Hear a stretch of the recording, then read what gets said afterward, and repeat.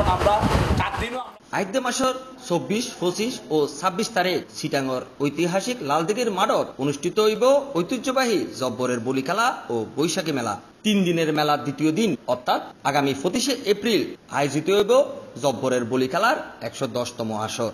গতকাল সন্ধ্যায় মরহুম আব্দুল জব্বরের বাড়ির আয়োজিত মেলা ও খেলা কমিটির প্রস্তুতি সভাত এই বিষয়ে বিভিন্ন সিদ্ধান্ত লয়। সভাত বলি খেলারে সফল করিবার পাশাপাশি শতবর্ষের ঐতিহ্যরে সংরক্ষণ করিবার ব্যাপারে আলোচনা হই। আমি বিনীতভাবে সকলকে অনুরোধ করব যে বিশেষ করে আব্দুল জব্বার পরিবার যারা আছেন, আপনাদের কাছে যদি তেমন কোনো কিছু থাকে এগুলোকে নিয়ে একটা পুস্তক আকারে কোনো প্রকাশনা করা যায় কিনা, এইটা যদি সংরক্ষণ করা হয় তাহলে এটা বই চট্টগ্রামের মানুষের জনগণের হাতে হাতে গেলে পরে এটা কি হবে, এটা মানুষ জানতে পারবে। সেই সাথে বিশ্ব হেরিটেজর শতবর্ষে এই খেলার স্বীকৃতি আদায় করি বেলায় বিভিন্ন সংস্থার সমন্বয়ের সিদ্ধান্ত হয়। এবারের বলি খেলা গান ফুল্লের বারের মতো C+ টিভির সরাসরি সম্প্রচারের বিষয়েও আলাপ হই।